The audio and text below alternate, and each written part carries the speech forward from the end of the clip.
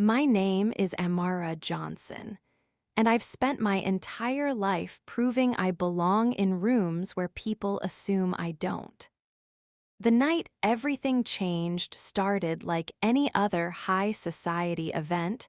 I'd been hired to work, standing in the corner with my translator device, watching wealthy people pretend to care about international causes while sipping champagne that cost more than my monthly rent.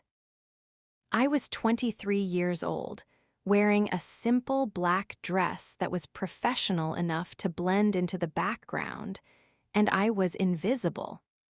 At least, I thought I was invisible until I opened my mouth and claimed something that made a millionaire laugh in my face. But I'm getting ahead of myself. To understand why that moment mattered so much, you need to know where I came from and what I had to overcome just to be standing in that ballroom. I grew up in the Bronx, New York, in a neighborhood where dreams were supposed to stay small and realistic. My mother, Grace Johnson, worked 3 jobs for most of my childhood: cleaning offices at night, working as a home health aide during the day, and doing hair in our tiny apartment kitchen on weekends for extra cash. My father was never in the picture. He left when I was 2, and my mother never talked about him except to say he wasn't worth the breath it took to curse his name. We lived in a 2-bedroom apartment that we shared with my grandmother until she passed when I was 7. And after that, it was just me and my mother against the world. The walls were thin enough that I could hear every conversation in the neighboring apartments, could hear Mrs. Rodriguez arguing with her husband in Spanish, could hear the Chens speaking Mandarin to their children, could hear the Haitian family upstairs switching between French and Creole. Our building was a United Nations of poverty, everyone struggling in their own language. School was my escape and my battlefield.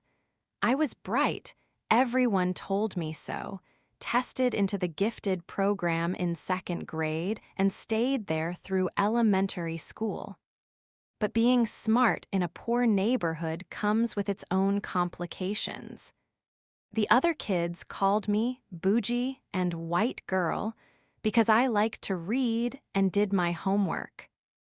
The teachers praised me, but in that condescending way that made it clear they were surprised a black girl from my zip code could string sentences together. I learned early that I would always be either too much or not enough, never just right, never just allowed to exist without justification or explanation. My mother pushed education harder than anything else. "Amara, baby," she'd say, exhausted after another 16-hour day, "your brain is the only thing they can't take from you. Everything else they'll try, your dignity, your opportunities, your dreams. But what you know, what you learn, that's yours forever. So you learn everything you can." I took her words to heart in ways she probably didn't anticipate. In 3rd grade, I became obsessed with languages. It started with Mrs. Rodriguez teaching me basic Spanish phrases when I'd help her carry groceries up the stairs. Then the Chen's daughter, Amy, taught me how to count in Mandarin. By 4th grade, I was checking out language learning books from the library, filling notebooks with vocabulary and grammar rules, listening to foreign language radio stations, and trying to mimic the sounds. My mother thought it was a phase, something I'd outgrow, like my brief obsession with dinosaurs or my dream of becoming an astronaut. But I didn't outgrow it. I grew into it. Languages became my superpower, my way of connecting with the world beyond our cramped apartment, my proof that I could be more than my circumstances suggested. By the time I was in middle school, I was functionally conversational in Spanish and had working knowledge of Mandarin, French, and Arabic. I'd learned French from YouTube videos and a Haitian neighbor who let me practice with her kids. I'd learned Arabic from a Yemeni family who ran the bodega on our corner, the owner's daughter Fatima becoming one of my closest friends. Every language opened a new world, gave me access to conversations and cultures, and perspectives that most of my classmates would never experience. But it also made me strange, made me an oddity. The guidance counselor called my mother in for a meeting when I was 13, concerned that I was too focused on extracurricular interests and not enough on realistic career planning. The subtext was clear. Girls like me should be thinking about vocational training, maybe community college if we were ambitious, not filling our heads with languages we'd never use. High school was when everything intensified. I tested into Bronx Science, one of the city's elite specialized high schools, and suddenly I was surrounded by kids whose parents were doctors and lawyers and professors, kids who summered in the Hamptons and took SAT prep courses that cost more than our monthly food budget.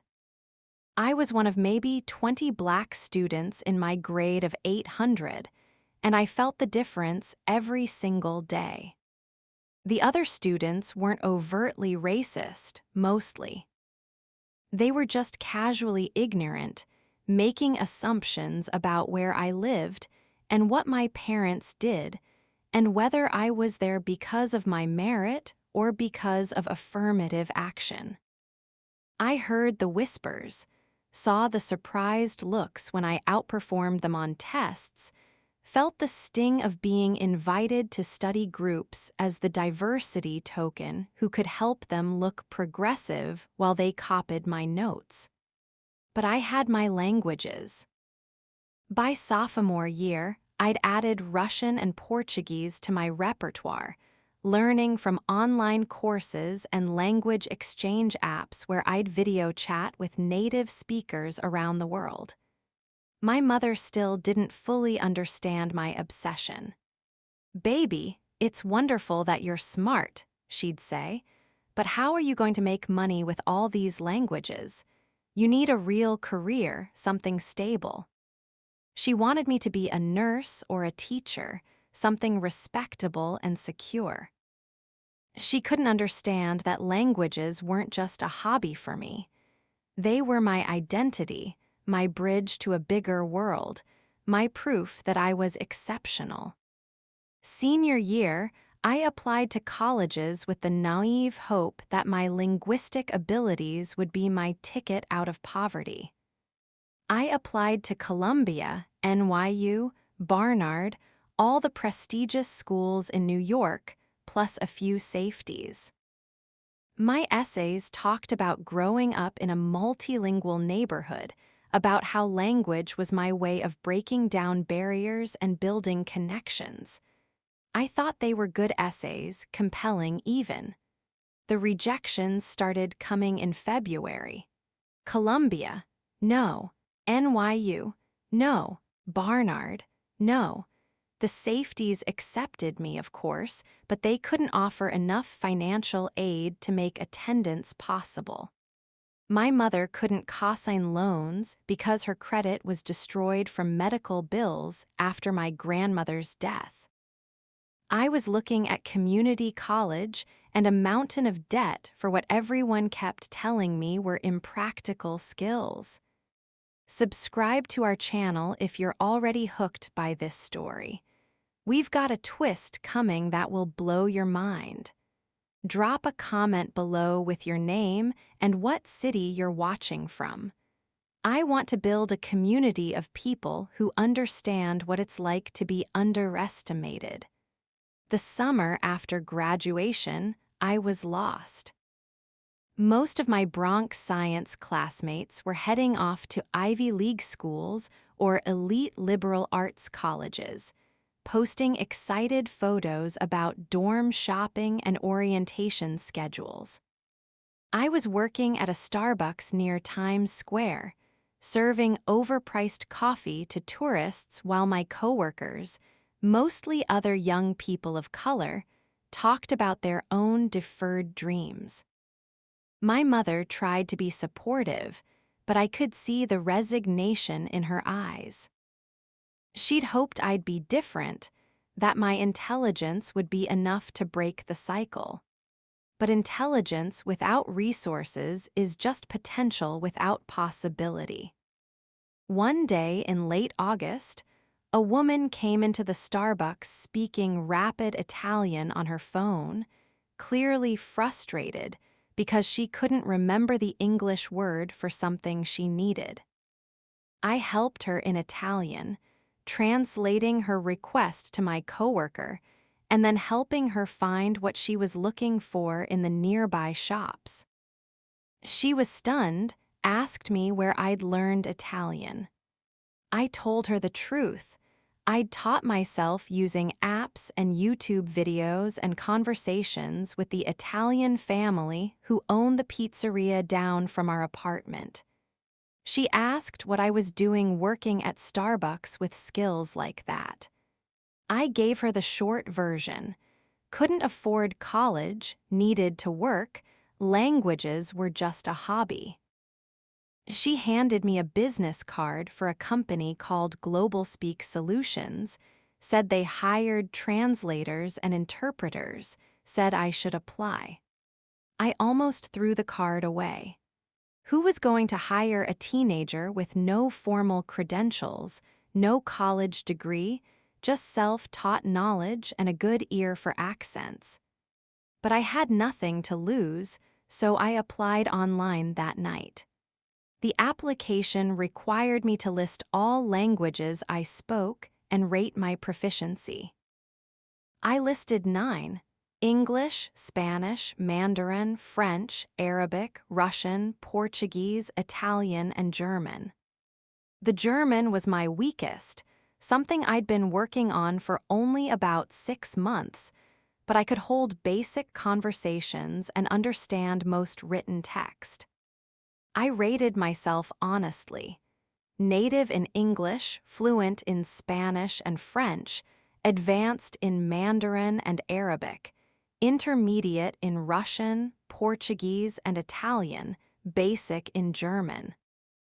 I didn't expect to hear back, so I was shocked when I got an email 3 days later asking me to come in for a testing session.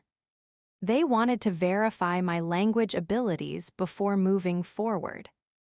The testing was intense: 3 hours of written exams, listening comprehension, and conversational evaluation in each language I'd claimed. A panel of native speakers cycled through, asking me questions, having me translate documents, testing my understanding of idioms and cultural contexts. I was terrified I'd fail, that my self-taught skills wouldn't measure up to what they needed. But something happened during those tests. I relaxed into the languages, let them flow naturally the way they did in my neighborhood when I was just talking to neighbors and friends. The evaluators seemed impressed, particularly with my accent accuracy and my cultural knowledge.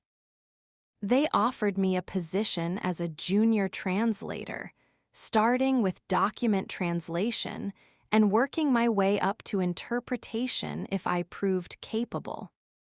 The pay wasn't amazing, about $35,000 a year, but it was more than I'd make at Starbucks, and it came with benefits. I accepted immediately. My mother cried when I told her, not quite understanding what the job was, but knowing it meant I wouldn't be serving coffee forever.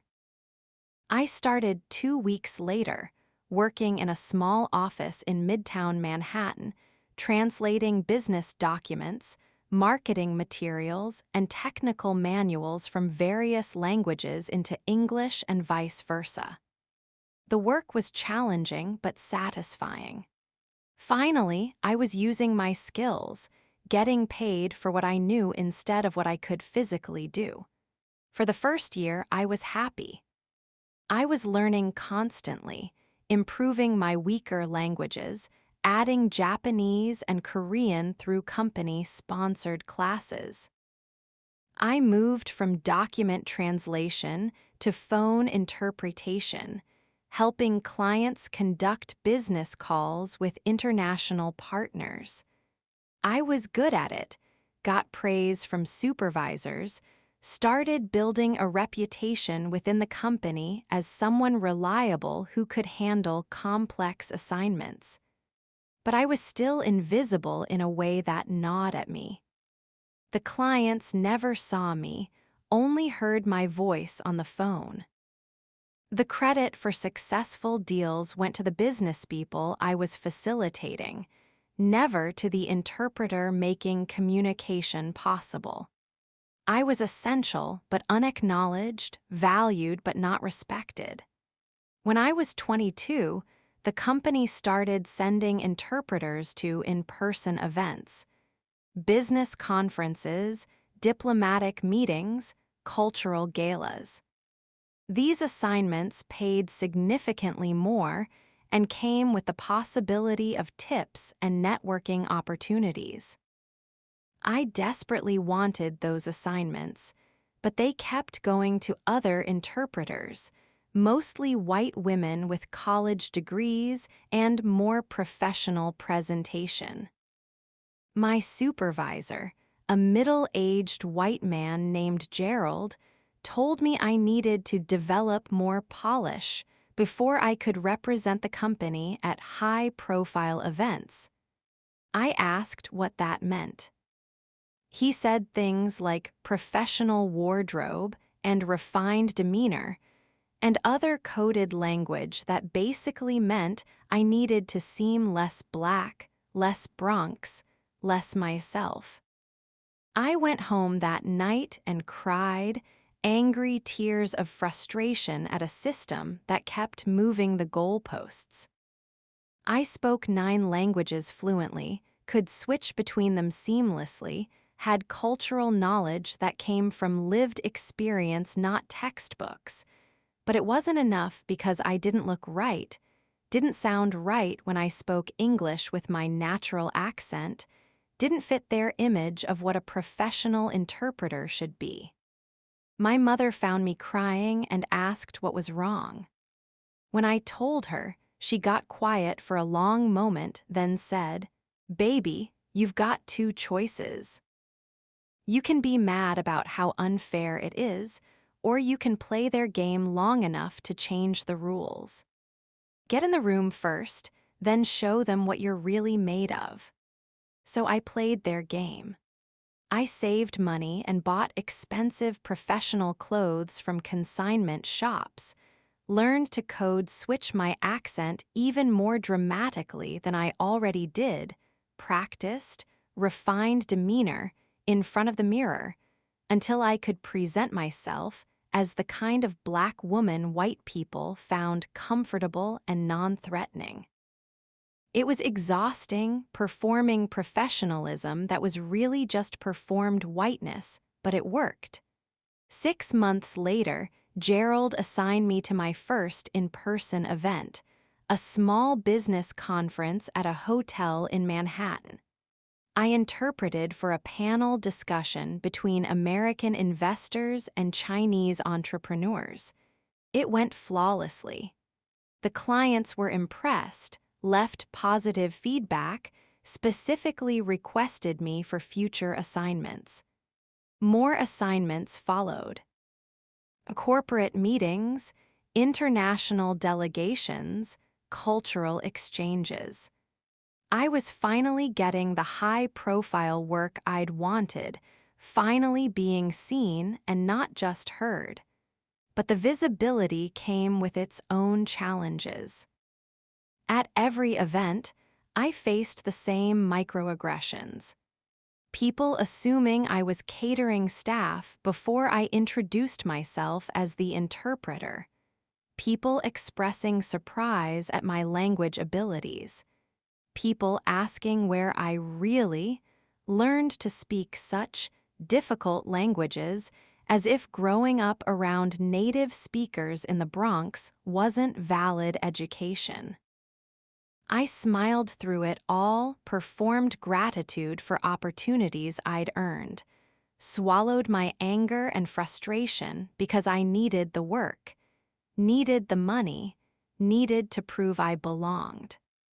The worst were the wealthy clients who treated interpreters like furniture, talking around us and through us as if we weren't fully human. They'd make jokes in English about the people they were meeting with, assuming I wouldn't understand the subtext or wouldn't care. They'd snap fingers for my attention, interrupt me mid-sentence, correct my translations based on Google Translate and their own ignorance.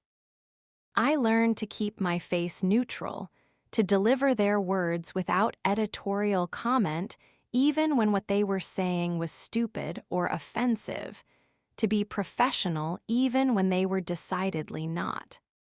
By the time I was 23, I'd worked hundreds of events and developed a thick skin, or so I thought. I'd learned to anticipate the condescension, the microaggressions, the casual racism dressed up as curiosity. I had my professional mask perfected, warm but not too friendly, competent but not threatening, smart but not smarter than the clients. It was an exhausting performance, but it paid my bills and allowed me to help my mother with rent, to start saving money for the future, to build toward some version of success even if it wasn't quite what I'd imagined. The assignment that changed everything came in early November. Global Speak Solutions sent an email about a high-profile charity gala being hosted by the Whitmore Foundation, a philanthropic organization run by one of New York's wealthiest families. The event would host international dignitaries, business leaders, and celebrities, all gathering to raise money for global literacy programs. They needed multiple interpreters for the evening to facilitate conversations between guests who spoke different languages. The pay was excellent, $800 for the evening plus potential tips, and it would be at the Plaza Hotel, one of Manhattan's most prestigious venues. I submitted my application immediately. I got the assignment along with 3 other interpreters from our company. We'd be stationed at different points throughout the event with our translation devices, available to assist guests who needed interpretation services. The dress code was formal, black evening wear, professional but elegant. I spent money I probably shouldn't have on a simple black dress that actually fit well, got my hair done at a salon instead of my mother's kitchen, bought proper heels that I practiced walking in for days beforehand. My mother took photos of me before I left our apartment, tears in her eyes. "Look at you, baby," she said. "Look how far you've come. Your grandmother would be so proud." I arrived at the plaza 2 hours early for briefing. The event coordinator, a stressed white woman named Patricia who couldn't have been older than 30, ran through the expectations. Be available but unobtrusive, facilitate conversations smoothly, maintain absolute professionalism. Remember, we represented both Global Speak Solutions and the Whitmore Foundation. She emphasized that last part. These are important people with important connections.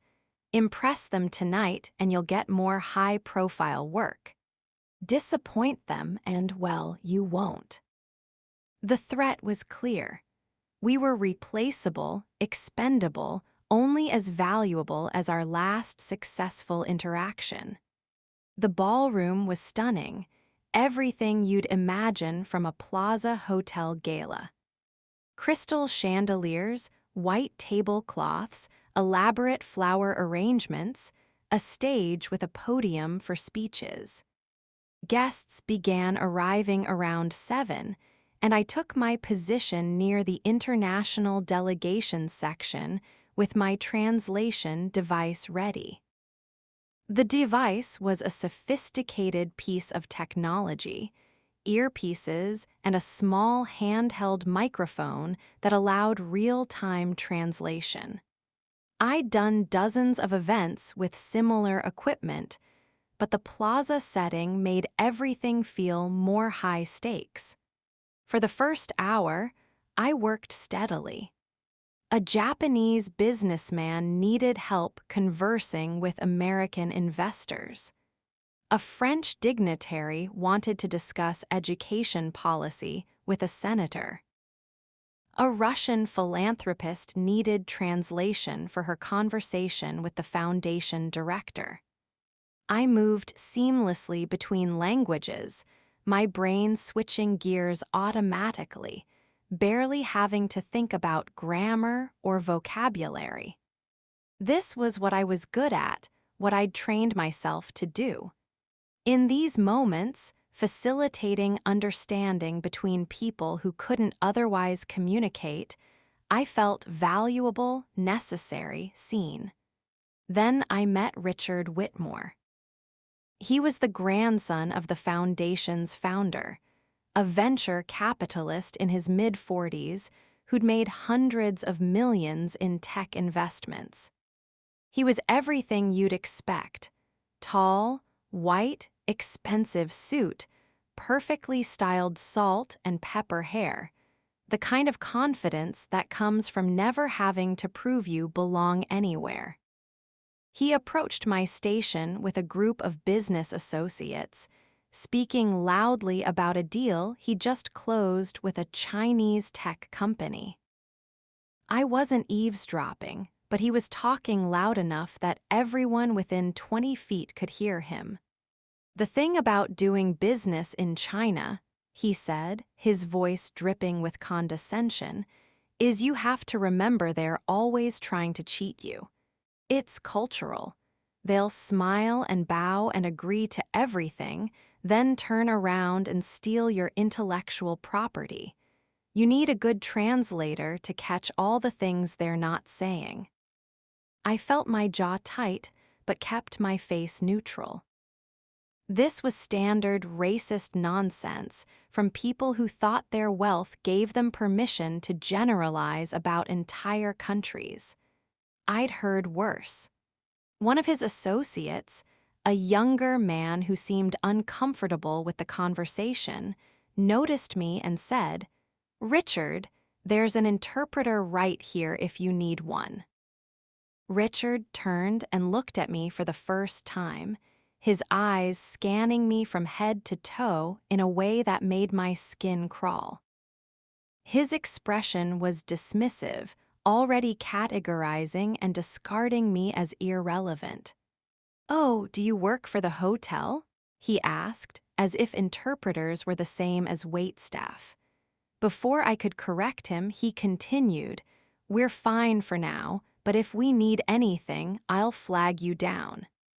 He made a little dismissive wave with his hand, already turning back to his conversation. The assumption that I was hotel staff stung, but it was the casual dismissal that really bothered me. I wasn't even worth a proper introduction or acknowledgement of my actual role. I should have let it go. Should have stayed in my invisible professional interpreter role. But something about his arrogance, his casual racism disguised as business acumen, his complete dismissal of me as a person, It broke something in my carefully maintained professional composure. When he turned back to his associates and started talking again about unsophisticated foreign markets, I stepped forward and said, in perfect Mandarin, "Actually, Chinese business culture values relationships and trust building over quick transactions. The perception of dishonesty often comes from Western business people who don't understand indirect communication styles or take time to build proper relationships." The group went silent. Richard turned back to me, his expression shifting from dismissive to surprised to annoyed. "You speak Chinese?" he said, as if this was somehow inappropriate or unexpected. I switched to English, making sure my diction was crisp and clear, my Bronx accent completely hidden. "I speak 9 languages fluently, including Mandarin, and I'm here as a professional interpreter for the Whitmore Foundation, not hotel staff. I couldn't help but overhear your conversation, and I thought you might benefit from a more nuanced understanding of Chinese business culture." His face went through several expressions in quick succession: shock, embarrassment, and then something harder, more defensive. His associates looked uncomfortable, one of them stifling what might have been a laugh. Richard's jaw tightened, and I realized I'd made a mistake. Not in what I said necessarily, but in how I'd said it. I'd embarrassed him in front of his peers, challenged his authority, made him look ignorant. Men like Richard Whitmore don't forget that kind of humiliation. 9 languages, he repeated, his tone shifting to mockery. "That's quite a claim. What are you, some kind of genius?" The way he said genius made it clear he thought the opposite. I felt my face get hot, aware that we were starting to attract attention from nearby guests. I should have backed down, apologized, retreated into professional invisibility. But I was angry, tired of being dismissed and underestimated and treated as if my skills were somehow suspect because of who I was and where I came from. "I'm not claiming anything," I said, keeping my voice level. "I speak English, Spanish, Mandarin, French, Arabic, Russian, Portuguese, Italian, and German. I learned them because I grew up in a multilingual neighborhood and continued studying because I found languages fascinating. I work as a professional interpreter, and I'm quite good at my job." I said it matter-of-factly, not boasting, just stating truth. But Richard heard it as a challenge. He laughed, an ugly sound that wasn't really about humor. "You grew up in a multilingual neighborhood," he repeated, making it sound absurd. "Where exactly?" Because last I checked, the best polyglots in the world study at places like Yale or Cambridge, not in, what, Brooklyn? His assumption that I was from Brooklyn rather than the Bronx was telling, as if he couldn't distinguish between different parts of New York or didn't care to. His associates laughed along with him, performative laughter that signaled their allegiance to him over truth. "The Bronx, actually," I said, and immediately regretted it. Admitting where I was from felt like handing him ammunition. His smile widened, predatory now.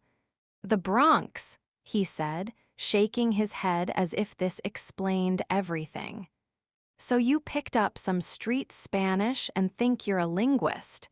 Sweetheart, there's a difference between speaking a language and speaking it well.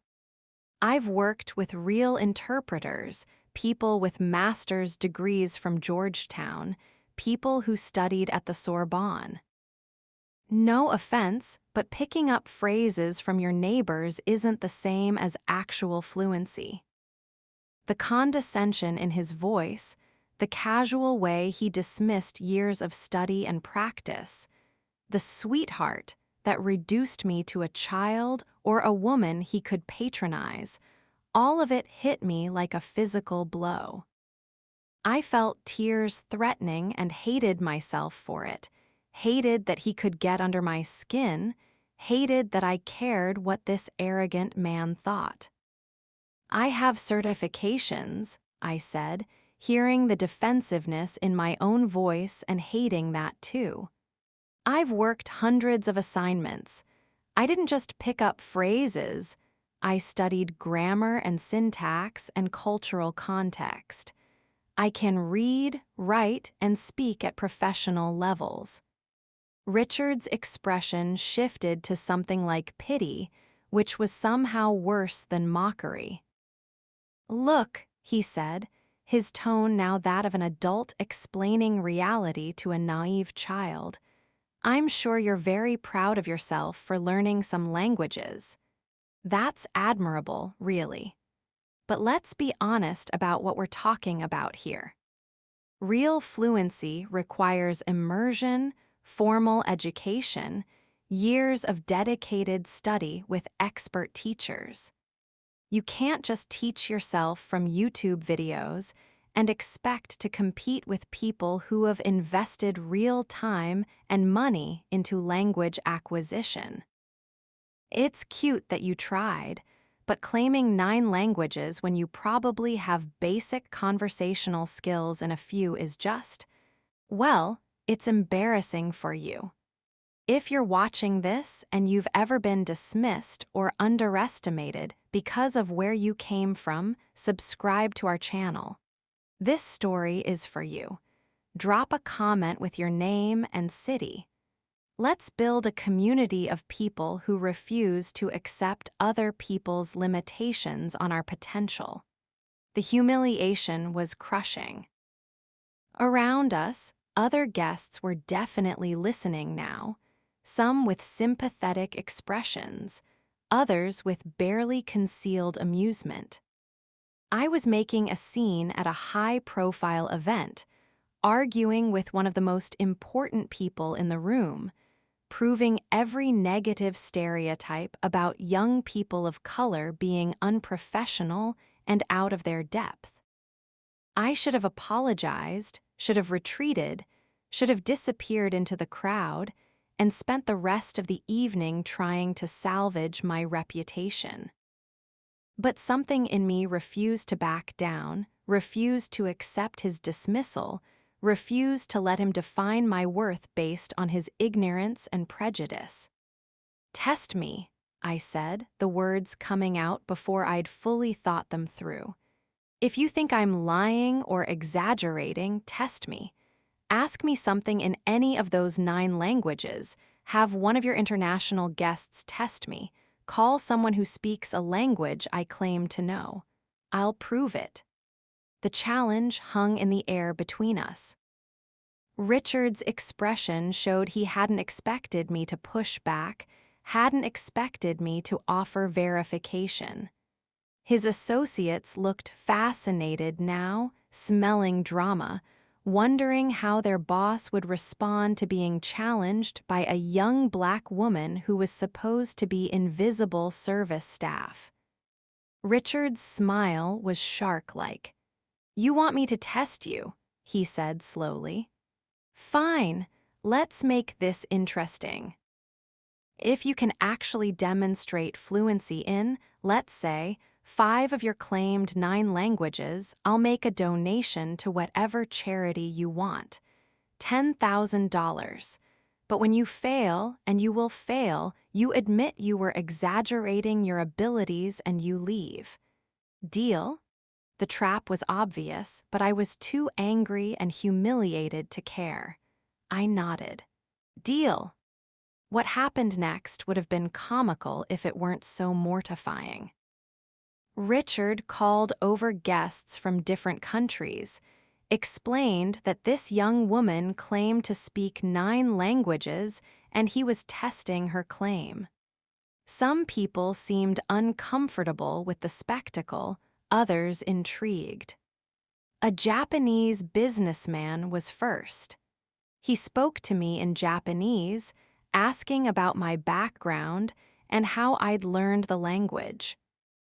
I responded fluently, explaining I'd studied through online courses and conversation with native speakers, discussing the challenges of learning a language with 3 writing systems. He nodded, impressed, and told Richard, "Her Japanese is quite good, actually. Accent is a bit textbook, but grammar and vocabulary are solid." Richard frowned but called over a French diplomat. Same process. Conversation in French about politics and culture, me responding naturally, the diplomat confirming my fluency was genuine. Then Arabic with a Saudi businessman, Russian with a Ukrainian guest, Portuguese with a Brazilian philanthropist. Each time, the native speaker confirmed I could actually speak their language at a high level. With each confirmation, Richard's expression grew darker, his embarrassment turning to anger. By the time we'd gone through 5 languages, a small crowd had gathered, fascinated by the spectacle. Richard's face was red, his jaw tight. He'd expected me to fail to prove his assumptions correct. Instead, I'd humiliated him again, demonstrated his prejudice and ignorance in front of his peers. He should have conceded gracefully, should have written the check and moved on. Instead, he doubled down. "Okay, so you can speak some languages," he said, his voice dripping with contempt. "That doesn't change the fact that you're working a service job at a charity gala. If you were actually as talented as you claim, you'd be doing something more with your life. Real linguists work for the UN or the State Department, not as contractors for hire at parties." The cruelty of it stunned me silent. He'd shifted the goalposts, admitted I could speak the languages, but now attacking my career choices, my worth, my entire life trajectory. Around us, the crowd's mood shifted. Some people looked uncomfortable now, recognizing this had gone too far, but Richard wasn't done. "I mean, let's be honest," he continued, warming to his topic. 9 languages or not, you're still here in a rented dress, working for tips, serving people who are actually successful. All those languages, and what have they gotten you? A job holding a microphone and repeating what other people say? That's not exactly impressive." I felt something crack inside me. Not break exactly. Crack. Like a dam beginning to fail. All the years of being underestimated, dismissed, told I wasn't good enough or didn't belong, all the microaggressions and casual racism and structural barriers, all of it came flooding through that crack. My hands shook. My eyes burned with tears I absolutely would not let fall, not in front of this man, not in front of this crowd. I opened my mouth to respond, to defend myself, to say something that would hurt him the way he'd hurt me.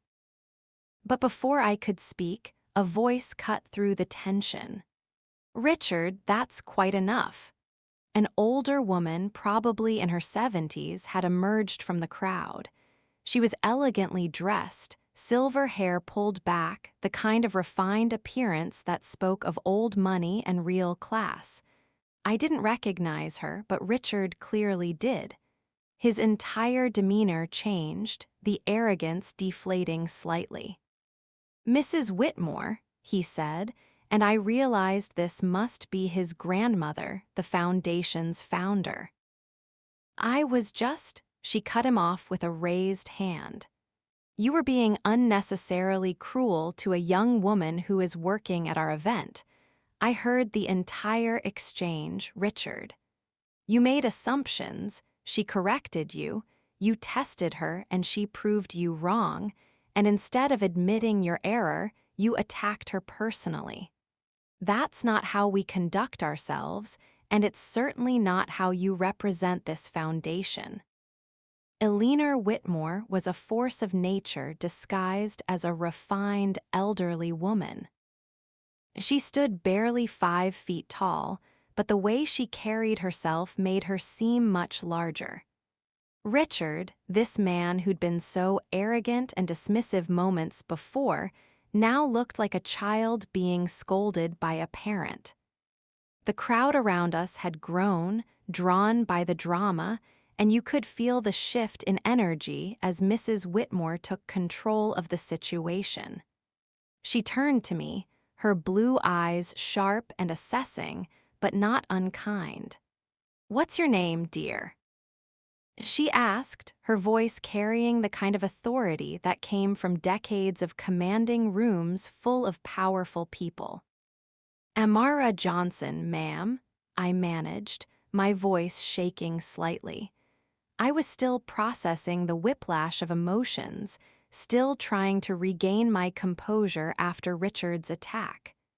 Mrs. Whitmore smiled, a genuine warmth that was startling after the hostility I'd just experienced. "Amara, that's a beautiful name. It means eternal in Arabic, doesn't it?" The fact that she knew this, that she'd recognized the origin of my name, caught me off guard. I nodded. "Yes, ma'am, my mother chose it because she wanted me to have something that would last, something meaningful." "Your mother has excellent taste," Mrs. Whitmore said. "Now I understand you speak 9 languages." There was no skepticism in her voice, just curiosity. I nodded again. "Yes, ma'am. English, Spanish, Mandarin, French, Arabic, Russian, Portuguese, Italian, and German." She raised an eyebrow, impressed. "That's remarkable, especially for someone so young. Where did you study?" Here it was again, the assumption that real knowledge required formal institutions. But coming from her, it felt less like an attack and more like genuine interest. "I'm mostly self-taught, ma'am," I said, deciding honesty was the only path forward. "I grew up in a multilingual neighborhood in the Bronx, started learning from neighbors and friends, then continued through online courses, language apps, textbooks from the library, conversation practice with native speakers. I never went to college, couldn't afford it, but I've been studying languages since I was 8 years old." I waited for the dismissal, the same condescension Richard had shown. Instead, Mrs. Whitmore's eyes lit up with something like delight. "Self-taught," she repeated. "That's extraordinary. Do you know how rare that is? True polyglots are uncommon enough, but ones who acquire languages through independent study rather than formal education are exceptionally rare. You must have an incredible ear for phonetics and a natural aptitude for pattern recognition." She said it matter-of-factly, as if my skills were obviously valuable, as if there was no question I was talented. After Richard's attack, her validation felt like water after a drought. Richard shifted uncomfortably. "Grandmother, I really don't think." She silenced him with a look. "What you think right now is irrelevant, Richard. You've already proven what you think, and it wasn't particularly insightful or kind." She turned back to me. "Ms. Johnson, I apologize on behalf of my grandson and the Whitmore Foundation. You've been treated abominably at an event where you should have been respected as a professional. That's unacceptable." She pulled a business card from her small evening bag and handed it to me. "This is my personal contact information. I'd like to speak with you about an opportunity if you're interested. But first, I believe Richard owes you something." She looked at her grandson expectantly. The crowd was dead silent now, everyone watching to see how this would play out. Richard's face went through several expressions, settling on barely controlled anger, but he knew better than to argue with his grandmother in public. "I apologize," he said, the words clearly costing him effort. "I made unfair assumptions and spoke disrespectfully. That was wrong." It was the most grudging apology I'd ever heard, but Mrs. Whitmore seemed satisfied. "And the donation?" she prompted. Richard's jaw tightened, but he nodded. $10,000 to the charity of Ms. Johnson's choice. Mrs. Whitmore smiled at me. "See, everything worked out. Now I insist you stay and enjoy the rest of the evening as a guest, not as working staff. You've more than earned it." She patted my arm gently and swept away, the crowd parting for her like water. Richard glared at me one more time before following his grandmother, his associates trailing behind him. I stood there, trembling, holding a business card, trying to process what had just happened. Around me, the crowd began to disperse, some people offering sympathetic smiles, others avoiding eye contact as if they were embarrassed to have witnessed the scene. I wanted to leave immediately, to run out of the plaza and never come back, to hide from the humiliation and the anger and the strange validation that had somehow emerged from the disaster. But Mrs. Whitmore had told me to stay, and something in me felt obligated to honor that request. I found a quiet corner and pulled out my phone, hands still shaking, and texted my mother. "You won't believe what just happened." She responded immediately. "Are you okay? Do you need me to come get you?" I smiled despite everything.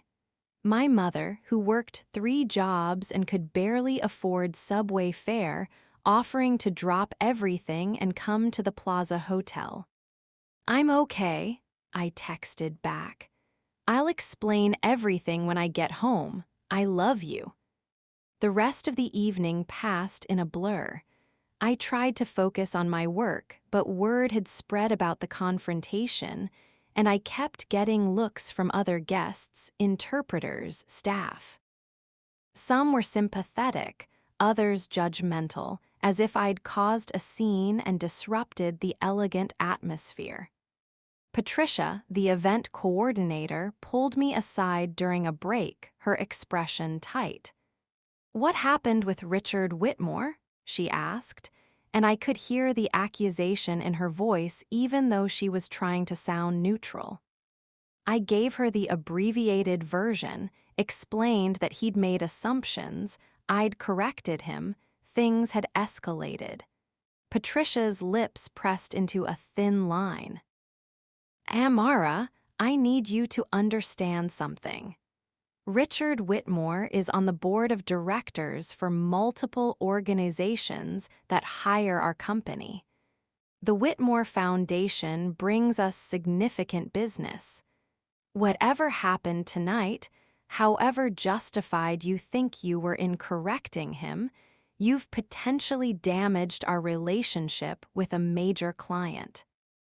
The unfairness of it hit me like a slap.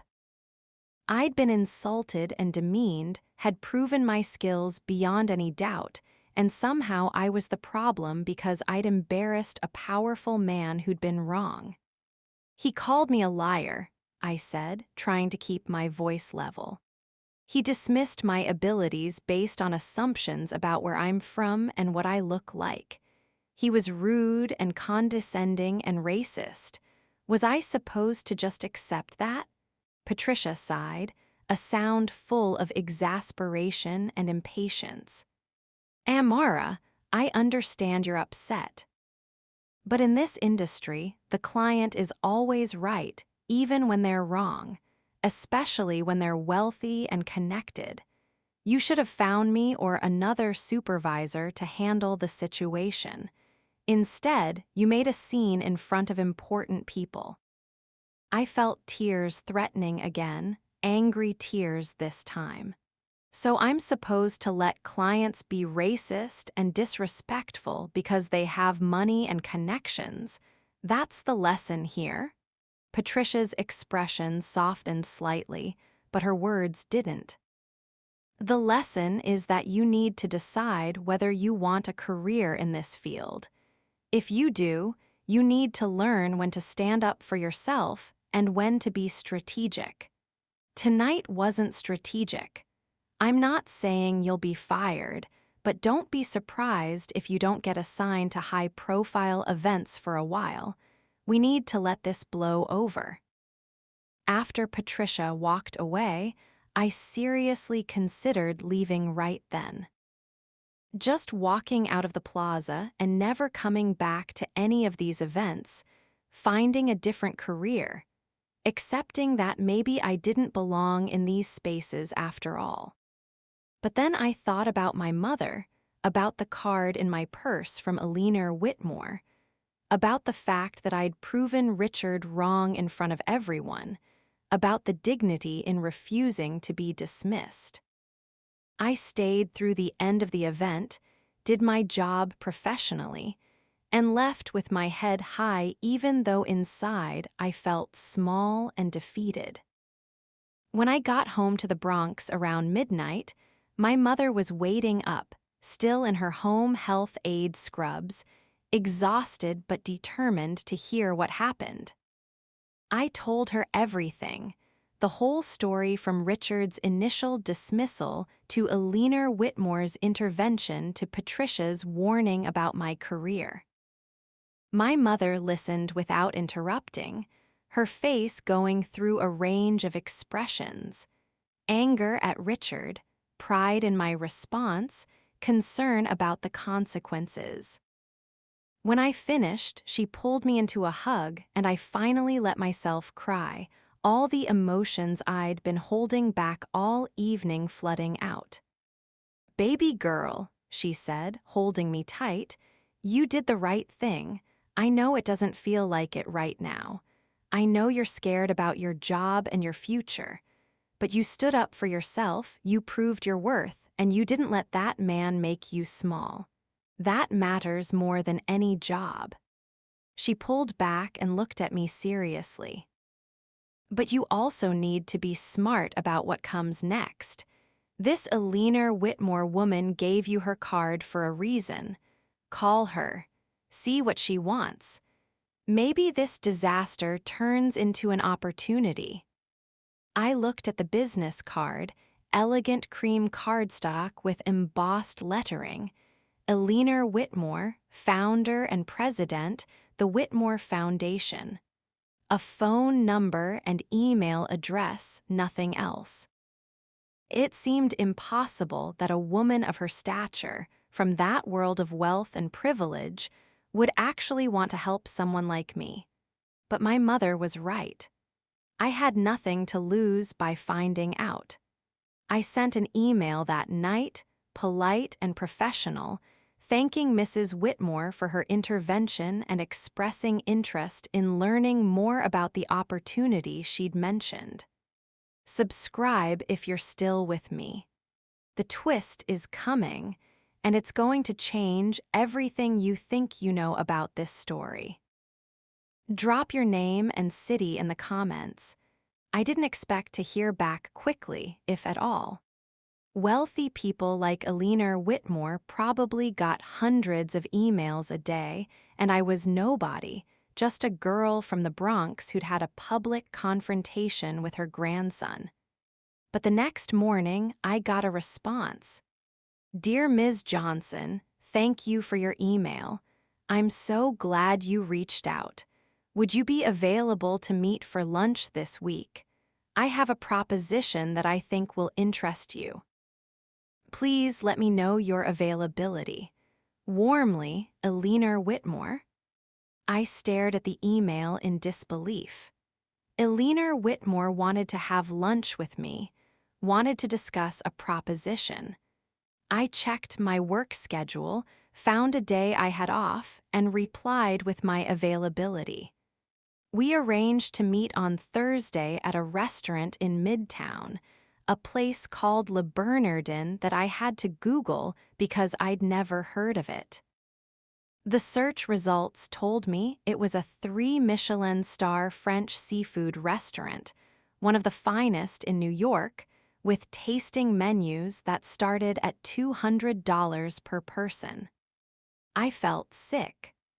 I didn't own clothes appropriate for a place like that, didn't know the etiquette, didn't understand why Eleanor Whitmore would choose such an intimidating venue for our meeting.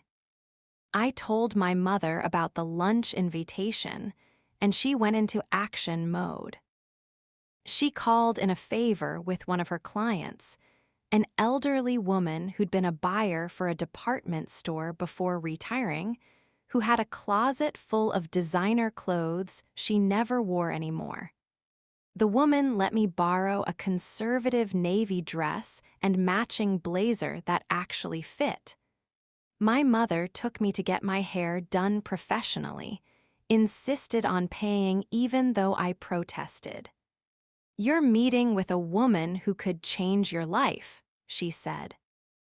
"You're going to look like you belong in that restaurant even if you don't feel like it." Thursday came too quickly. I took the subway to Midtown, my borrowed designer outfit feeling like a costume, my stomach in knots. I arrived at Le Bernardin 15 minutes early, stood outside for 10 of those minutes trying to build up courage to walk in, finally forced myself through the door. The interior was elegant but not ostentatious, all clean lines and subtle luxury. The host, a young man in an immaculate suit, greeted me with a professional smile. "Good afternoon. Do you have a reservation?" "I'm meeting Eleanor Whitmore," I said, hating how uncertain I sounded. His expression shifted to something more attentive. "Of course. Mrs. Whitmore hasn't arrived yet, but we have your table ready. Please follow me." He led me through the dining room, past tables of wealthy patrons eating beautifully plated food, to a corner table with a view of the street. I sat down, accepted a menu I couldn't bear to look at because I was too nervous, and waited. Eleanor Whitmore arrived exactly on time, sweeping into the restaurant with the ease of someone completely comfortable in this environment. She greeted me warmly, kissed both my cheeks in the European style, and settled into her chair with a smile. "Amara, thank you so much for meeting me. I hope you haven't been waiting long," I assured her I'd just arrived. A waiter materialized immediately, greeting Mrs. Whitmore by name, and she ordered a bottle of wine that I knew nothing about except that it probably cost more than my monthly rent. After the wine arrived and the waiter retreated, Eleanor got straight to business. "I imagine you're wondering why I invited you here," she said. I nodded. "I've been thinking about you since the gala. What happened with Richard was appalling, but it also revealed something remarkable. Not just your linguistic abilities, though those are impressive, but your courage in standing up for yourself, your refusal to be diminished by someone who thought his wealth and position made him superior. That kind of integrity is rare, especially in someone so young." I wasn't sure how to respond to that, so I just said, "Thank you, ma'am." She waved a hand dismissively. "Please call me Eleanor. Ma'am makes me feel ancient." She paused, studying me with those sharp blue eyes. "Amara, what do you want to do with your life? Not what you think you should do, not what's practical or realistic. What do you actually want?" The question caught me off guard. Nobody had ever asked me that before, not really. Teachers had asked what I wanted to study, Counselors had asked what career I was interested in, but no one had asked what I actually wanted from life. I thought about it, really thought about it, and the answer came out before I could filter it. I want to matter. I want my skills to mean something beyond just facilitating other people's conversations. I want to build bridges between cultures to help people understand each other. I want to prove that where you come from doesn't determine where you end up. Eleanor smiled, a genuine warmth that reached her eyes. That's a beautiful answer, and I think I can help you achieve those goals. She leaned forward slightly. Amara, the Whitmore Foundation is launching a new initiative. We're creating a global literacy program that will work with underserved communities around the world. We need someone to lead our translation and cultural liaison efforts, someone who can communicate with local communities in their own languages, someone who understands what it's like to come from nothing and build something meaningful. I'd like to offer you that position. I stared at her, certain I'd misheard. I'm sorry, what? Eleanor laughed at my expression. I'm offering you a job, Amara. Director of Linguistic Services and Cultural Engagement. You'd oversee all translation needs for our international programs, hire and train translators, develop cultural competency materials, and serve as a liaison between our foundation and the communities we serve. The position comes with a salary of $90,000 to start, full benefits, and a budget for continuing education in additional languages or relevant fields. My mind was reeling. $90,000. More than double what I made now. A director position. The opportunity to actually use my skills for something meaningful. It seemed too good to be true, which meant it probably was. Eleanor, I said carefully, I'm incredibly grateful for this offer, but I have to ask, why me? I'm 23 years old with no college degree and no experience running programs or managing people. There must be people with better qualifications. Eleanor nodded, as if she'd expected the question. You're right that there are people with more traditional qualifications. But qualifications on paper don't always translate to real-world effectiveness. You have something most candidates don't: lived experience. You understand what it's like to be dismissed because of where you're from. You know how to navigate between cultures because you've been doing it your entire life.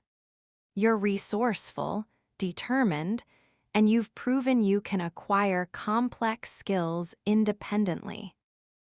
Those qualities matter more to me than a degree from an elite university. She paused, took a sip of wine, and continued. I'm not going to pretend this is pure altruism. The foundation needs someone like you, someone who can connect with the communities we're trying to serve in authentic ways. But I also believe in giving opportunities to people who have earned them through their own efforts rather than through privilege and connections. You've earned this, Amara. The question is whether you're brave enough to take it. I accepted Eleanor Whitmore's offer, though even as I said yes, part of me couldn't believe it was real. We discussed details over lunch, timelines, and responsibilities and logistics. I'd start in 2 weeks, giving me time to give proper notice at Global Speak Solutions and prepare for the transition. Eleanor assured me the foundation would provide resources for anything I needed: professional wardrobe, technology, continuing education. She wanted me to add at least 2 more languages to my repertoire, suggested Swahili and Hindi given the regions where the foundation worked most actively. I left that lunch feeling like I was floating, like I'd stepped through a door into a completely different life. Telling my mother was the best part. I took the subway home to the Bronx still in my borrowed dress, walked into our apartment, and found her watching television after her shift. When I told her about the offer, about the salary, about the position and the opportunity, she cried.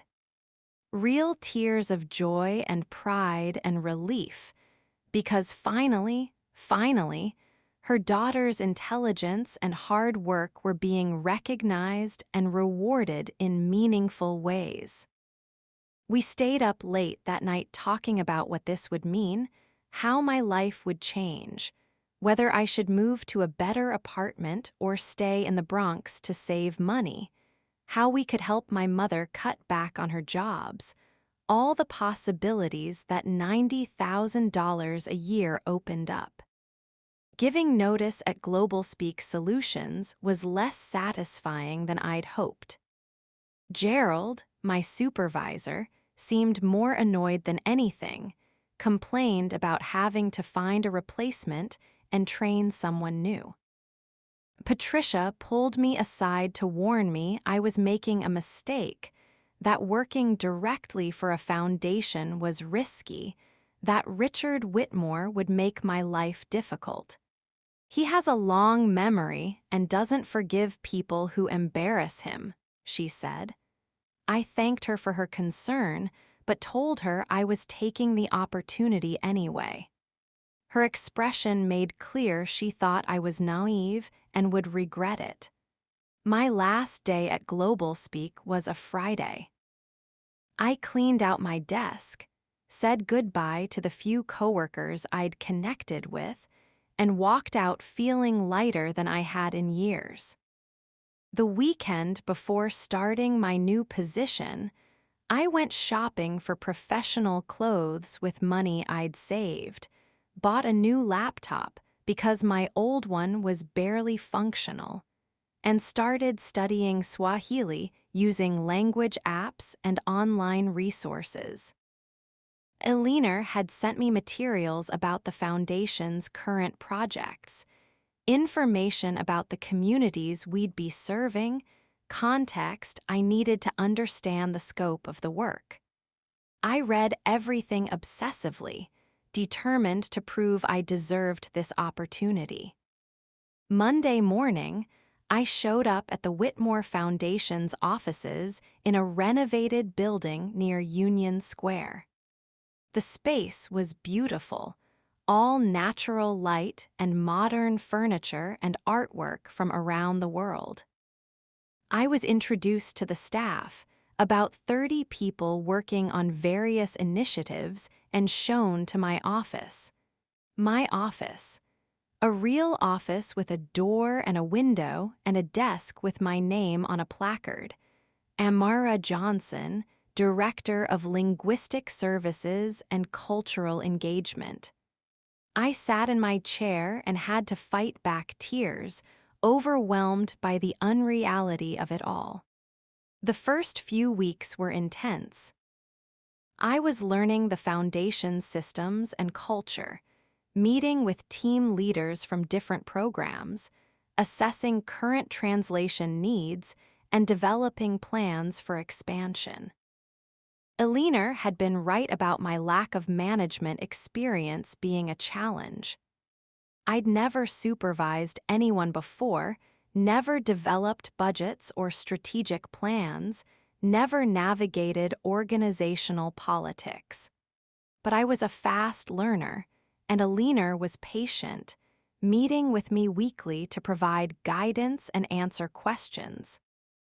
She became a mentor in ways I'd never experienced, genuinely invested in my success. The work itself was everything I'd hoped for. I was coordinating with communities in Kenya, India, Brazil, Guatemala, and the Philippines, all places where the Foundation ran literacy programs. I hired local translators, developed training materials, created cultural competency guides for American staff going into these communities. For the first time in my life, my language skills weren't just facilitating other people's work, they were the foundation of mine. I was building something meaningful, creating systems that would help thousands of people access education in their own languages. But Patricia's warning about Richard Whitmore proved accurate. He was on the Foundation's board of directors, attended monthly board meetings, and made his displeasure with my hiring known. He questioned my qualifications at every opportunity, challenged my budget requests, criticized my program proposals. Eleanor defended me consistently, but the tension was obvious. Other board members seemed uncomfortable with the conflict, unsure whether to side with Eleanor or her grandson. I tried to ignore it, to focus on my work and prove my worth through results, but it was exhausting having to justify my existence constantly. 3 months into my position, things came to a head. The foundation was planning a major fundraising gala, similar to the one where Richard and I had our initial confrontation. This time, instead of being invisible staff, I was part of the organizing committee, responsible for coordinating with international guests and ensuring proper translation services. Richard objected to my involvement, argued at a board meeting that I was too inexperienced for such a high-profile event. Eleanor overruled him, stated clearly that linguistic services fell under my purview and I would manage them as I saw fit.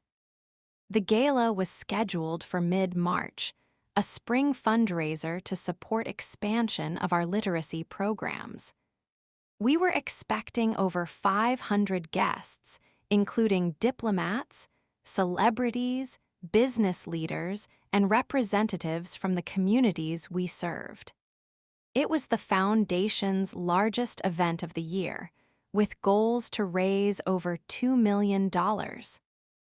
The pressure was immense, and I knew Richard was waiting for me to fail, watching for any mistake he could use to question my competence. I threw myself into preparation, working 14-hour days to ensure everything was perfect. I hired a team of 12 translators covering 15 languages, created detailed protocols for guest services, coordinated with international delegations about their needs and preferences. I studied the guest list obsessively, learned about each major donor and dignitary, prepared briefing materials for Eleanor and other Foundation leaders. If Richard wanted to see me fail, I was determined to disappoint him. The day of the gala, I arrived at the venue, the Museum of Natural History, at 6 in the morning. We had the entire museum reserved, would be hosting dinner in the Hall of Ocean Life under the famous blue whale. The setting was spectacular, and I felt a surge of pride that I was part of creating this event rather than just working it as invisible service staff. My team of translators arrived for briefing at 2, and we went through every detail, every contingency plan, every protocol. They were professionals, experienced and capable, and I felt confident in our preparation. Guests began arriving at 7. Eleanor had insisted I attend as both staff and guest, had bought me a designer gown for the occasion, a deep blue dress that made me feel simultaneously powerful and like an imposter.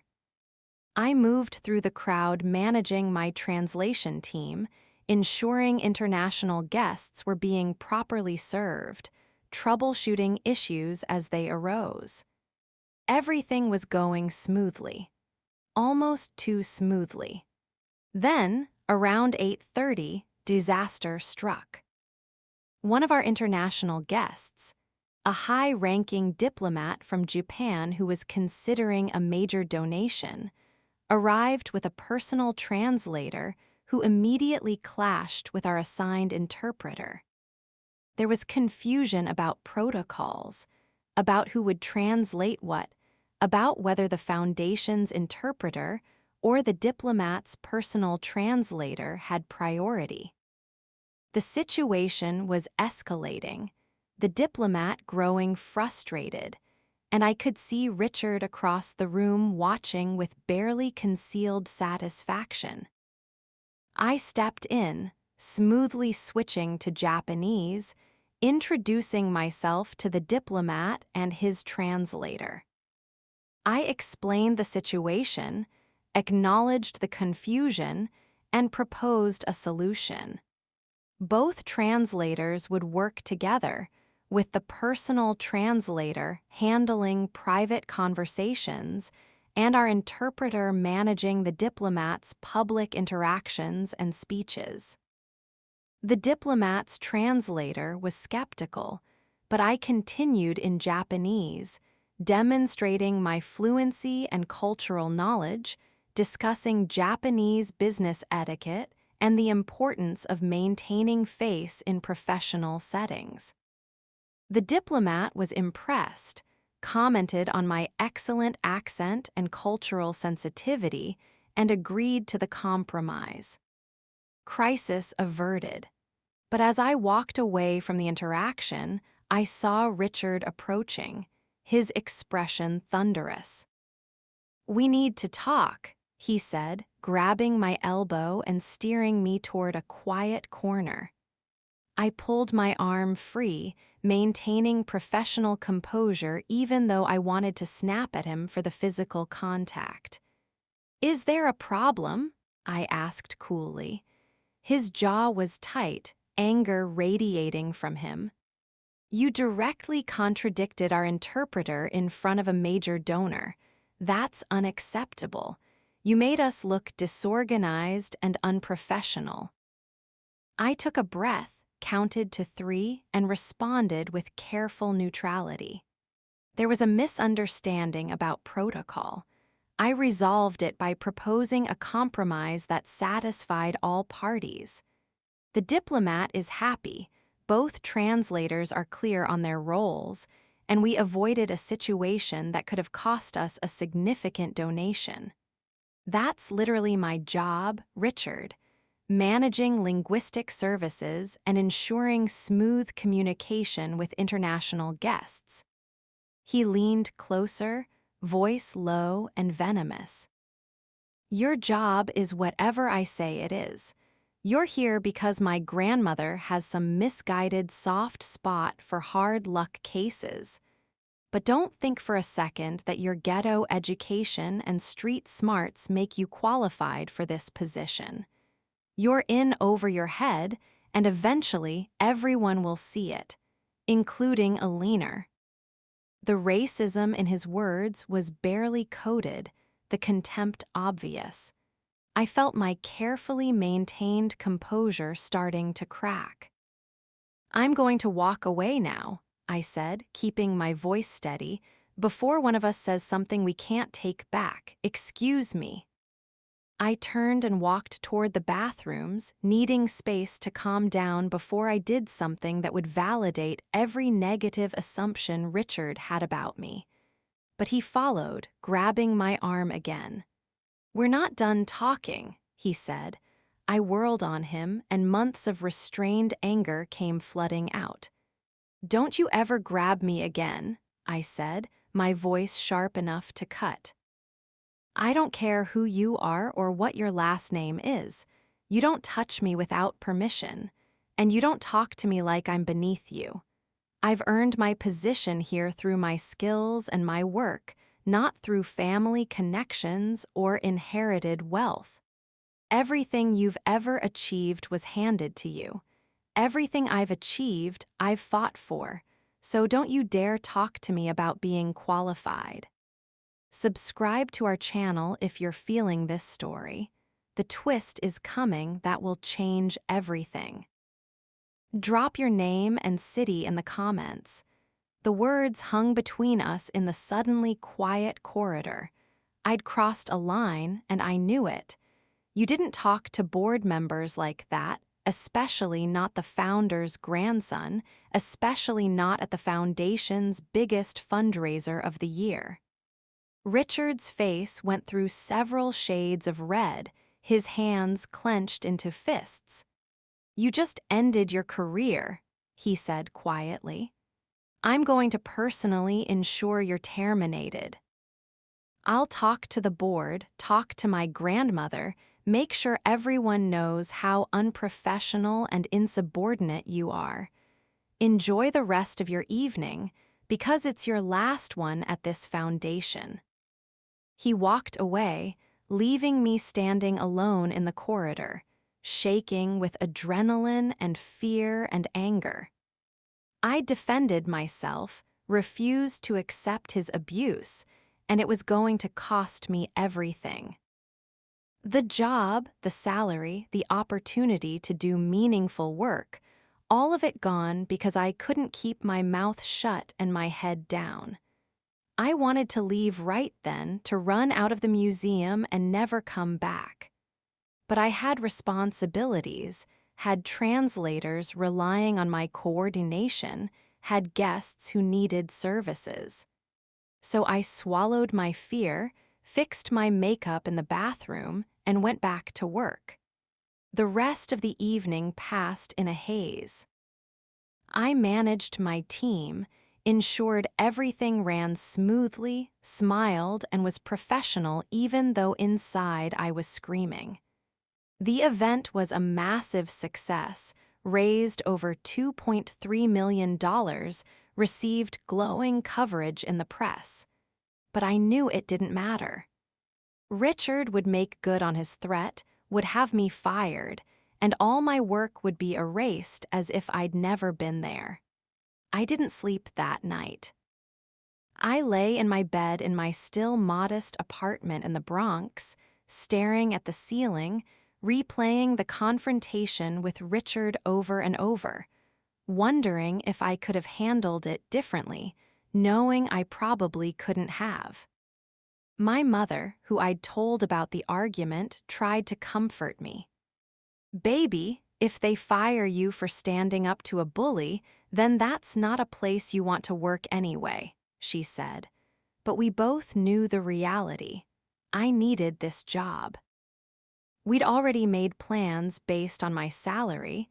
I'd already committed to helping her cut back on her hours, already started building a life that made sense. Losing it would be devastating. Monday morning came too soon. I got dressed in one of my new professional outfits, did my makeup carefully, and took the subway to the foundation's offices, expecting to find a termination letter on my desk or a meeting with HR already scheduled. Instead, I found a leaner waiting in my office, sitting in the guest chair, looking at the photos I'd hung on my walls of the communities we served. She looked up when I entered, her expression unreadable. "Good morning, Amara. Please sit down. We need to talk." This was it, the termination conversation. I sat in my own chair, behind my own desk, and tried to prepare myself for the professional end I should have seen coming. Alina was quiet for a moment, studying me, then she said, "Richard came to see me Sunday morning. He was quite upset about an interaction you two had at the gala. He told me you were insubordinate, aggressive, and unprofessional. He demanded I terminate you immediately." My heart sank. "Alina, She held up a hand to stop me. "Let me finish," she said, but her tone wasn't harsh. "After Richard told me his version of events, I spoke to 6 other people who witnessed various parts of your interaction. I spoke to the Japanese diplomat, who had nothing but praise for how you handled the translator situation. I spoke to two board members who saw Richard grab your arm and heard parts of your conversation. I spoke to members of your translation team who described your professionalism and competence throughout the evening. I even reviewed security footage from the museum, which thankfully has cameras in most corridors. She paused, letting that sink in. She'd investigated, had done due diligence before making a decision. That was more than I'd expected, more than I'd probably have gotten anywhere else. Amara, Eleanor continued, based on everything I learned, I've come to a conclusion. Richard was out of line. He physically grabbed you twice, spoke to you disrespectfully, and used coded racist language to demean your qualifications and background. Your response, while perhaps more emotional than ideal, was justified. You set appropriate boundaries, defended yourself against harassment, and then returned to your duties and performed them excellently.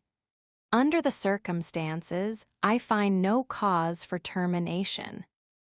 Relief flooded through me so intensely I felt dizzy. Thank you, I managed. Eleanor, I'm so sorry about the scene, about arguing with him, about... She interrupted me again. Don't apologize for defending yourself. That's exactly the integrity I hired you for. However, we do have a problem. Richard is insisting on your termination, and he's threatened to resign from the board and withdraw his personal financial support from the foundation if I don't comply. Several other board members are concerned about the conflict and are suggesting we find a compromise. The relief evaporated. Of course, there was a catch. What kind of compromise? I asked, though I already knew. They'd want me to apologize, to back down, to accept Richard's version of events to keep the peace and the money. Eleanor looked at me seriously. They're suggesting you take a 6-month leave of absence, paid, while we assess the situation and allow tensions to cool. When you return, you'd be in a different role, something with less visibility, less interaction with board members. Perhaps document translation or program research rather than director-level work. It was a demotion disguised as a compromise, a way to punish me for defending myself while pretending to be fair. I felt anger rising again, hot and bitter.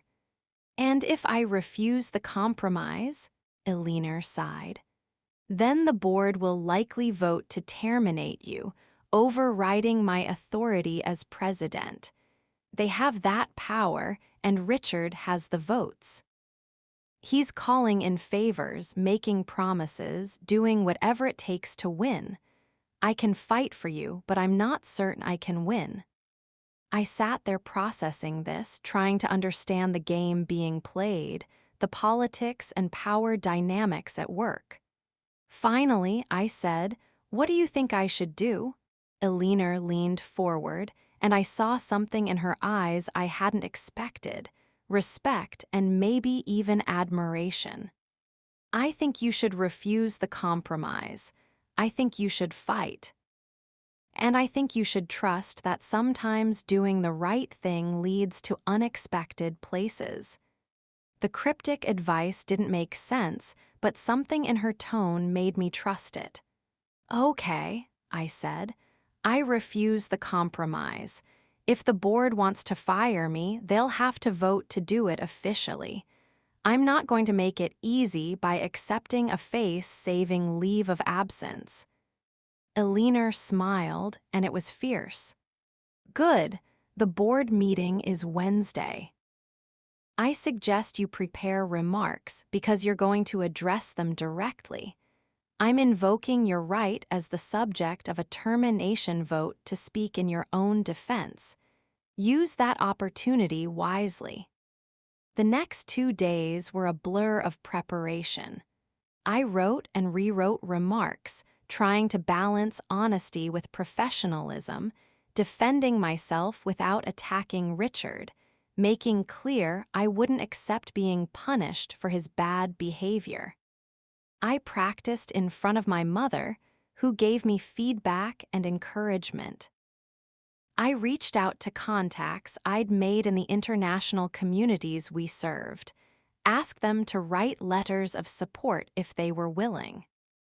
Within 24 hours, I had testimonials from community leaders in Kenya, India, and Brazil, all praising my work and cultural sensitivity, describing concrete ways I'd improved program delivery in their regions. Wednesday arrived. The board meeting was at 2 in the afternoon, in the foundation's main conference room. I showed up 30 minutes early, dressed in my most professional outfit, carrying a folder with my remarks and the letters of support. Eleanor met me outside the conference room, squeezed my hand reassuringly, and said, "Remember, you belong here, act like it." Then we walked in together. The conference room was intimidating, a long table surrounded by high-backed leather chairs, one wall entirely windows overlooking Union Square. The board members were already assembled, 10 people total, mostly white, mostly older, all wealthy and powerful in various ways. Richard sat at the far end, his expression cold and controlled. I took a seat at the opposite end, Eleanor beside me, and waited. The meeting started with routine business, approval of previous minutes, financial reports, updates on various programs. I sat through it all trying to look calm while my heart raced. Finally, we reached the agenda item I'd been dreading: personnel matter, termination vote for Director of Linguistic Services. The board chair, a white man in his 60s named Charles Bradford, cleared his throat. "Before we vote, Ms. Johnson has invoked her right to address the board. Ms. Johnson, you have 10 minutes. I stood, gathered my papers, and walked to the front of the room where I could face the full board. My hands shook slightly, but my voice was steady when I spoke. "Thank you for the opportunity to address you today. I understand that board member Richard Whitmore has requested my termination based on an interaction we had at the spring fundraising gala. I'd like to provide my perspective on that interaction and on my work at this foundation more broadly." I went through the events of the gala chronologically, factually, without editorial comment. I described the translator situation, how I'd resolved it, the diplomat's satisfaction with the outcome. I described Richard's approach, his criticism, my professional response. I described his physical grabbing of my arm, his following me to a private corridor, his second grab, and his demeaning comments about my qualifications and background. I described my response, acknowledged it was more emotional than ideal, but contextualized it as boundary setting against harassment. Then I shifted to my broader work at the foundation. I presented data, programs I'd launched, community partnerships I'd built, money I'd saved through efficient translation management, testimonials from international partners. I read excerpts from the letters of support, voices of community leaders describing how my linguistic skills and cultural competence had improved program outcomes. I demonstrated with evidence that I was good at my job, that I was achieving the goals Eleanor had hired me to achieve. Finally, I addressed the elephant in the room. I understand some of you may be concerned about conflict with board member Whitmore, about maintaining harmonious working relationships, about the optics of this situation. I want to be clear. I have no desire for conflict. I respect this board and the work of this foundation. But I also will not accept being punished for defending myself against harassment. If Mr. Whitmore cannot work professionally with staff members who don't defer to his every opinion, that's a problem with Mr. Whitmore, not with me. I'm asking you to make your decision based on my work performance and qualifications, not on the personal grievances of one board member who doesn't like being challenged.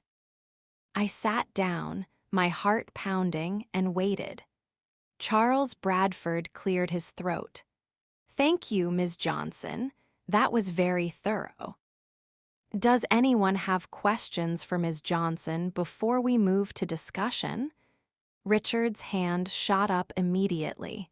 Charles nodded. "Board Member Whitmore." Richard stood, his face carefully neutral, but I could see anger in his eyes. "Ms. Johnson, you've presented a very convenient narrative that paints you as a victim. But let's be honest about what really happened. You were insubordinate, you spoke to me disrespectfully in front of donors and guests, and you created a scene that reflected poorly on this foundation. Regardless of how you want to spin your work performance, that kind of behavior is grounds for termination. Don't you agree? It was a trap, an attempt to get me to either back down or get defensive. I took a breath and responded carefully. I disagree with your characterization of events, but I understand that we have different perspectives on what happened. What I will say is this. I resolved a challenging situation with a major donor in a way that preserved the relationship and the potential donation. I performed my job duties excellently throughout the evening, as confirmed by multiple witnesses and the event's successful outcome. And when I was physically grabbed and verbally demeaned, I set boundaries. If you consider boundary setting against harassment to be insubordination, then we have fundamentally different definitions of professional behavior. A few board members shifted uncomfortably.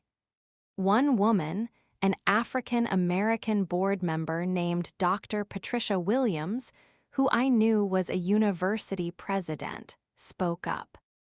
"I have a question for Mr. Whitmore, actually. You mentioned Ms. Johnson was insubordinate.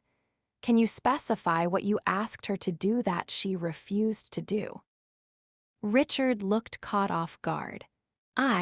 It wasn't about refusing a direct order. It was about her attitude, her tone, her lack of respect. Dr. Williams pressed. "So she completed all her assigned duties successfully, but you want her fired for her tone when you criticized her work and physically grabbed her arm?" The room went very quiet. Richard's face flushed. "That's not what I'm saying. I'm saying she doesn't fit the culture of this foundation, doesn't represent our values." Eleanor spoke for the first time since the meeting started. "Richard, what values are you referring to?" "Because the values I founded this organization on include respect for all people regardless of background, commitment to excellence through merit, not privilege, and courage to stand up for what's right even when it's difficult. From what I can see, Amara embodies those values perfectly. You, on the other hand, seem to value deference over competence and compliance over integrity." The confrontation between grandmother and grandson was painful to watch. Richard's expression crumbled slightly, hurt mixing with anger. "You've made your preference clear, Eleanor. You'd rather side with an employee you barely know than your own family." Eleanor's voice was soft but firm. "I'm siding with what's right, Richard. That's all I've ever done. If you can't see the difference, that's on you." Charles Bradford intervened. "I think we have sufficient information to vote. All those in favor of terminating Ms. Johnson's employment, please raise your hands." I watched, barely breathing, as hands went up. Richard's hand, obviously. Two other older white men who probably felt loyalty to the family. 3 hands total. All those opposed. 7 hands, including Eleanor's, Dr. Williams's, and 5 others. I'd won. The vote wasn't even close. Relief and disbelief washed over me in equal measure. Charles Bradford continued. "The motion to terminate fails. Ms. Johnson will continue in her current position. This matter is closed." He looked at Richard. "I trust you can work professionally with Ms. Johnson going forward." Richard stood abruptly, his chair scraping loudly against the floor. "No, actually, I can't. If this foundation prioritizes protecting problem employees over supporting its board members, then I can no longer serve on this board. Effective immediately, I resign.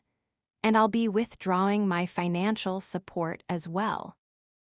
Good luck funding your programs without my contributions." He walked out, slamming the door behind him. The remaining board members sat in stunned silence. Richard's annual donations to the foundation were substantial, probably close to $500,000. His resignation and financial withdrawal was a major blow, and everyone knew it. I felt guilty despite everything, felt like I'd cost the foundation resources it needed for important work. Eleanor seemed to read my thoughts. "Don't," she said quietly. "This was Richard's choice, not yours, and we'll be fine." The board meeting ended shortly after Richard's dramatic exit, and I left the conference room feeling like I'd survived a battle but wasn't sure if I'd won the war. Eleanor walked me back to my office, reassured me that Richard's resignation was ultimately for the best, that his toxicity had been a problem for years, that the foundation would recover financially. But I could see the strain on her face, the cost of choosing principle over family harmony. I felt terrible about being the catalyst for this rupture, even though intellectually I knew I wasn't responsible for Richard's behavior or choices. The next few weeks were strange.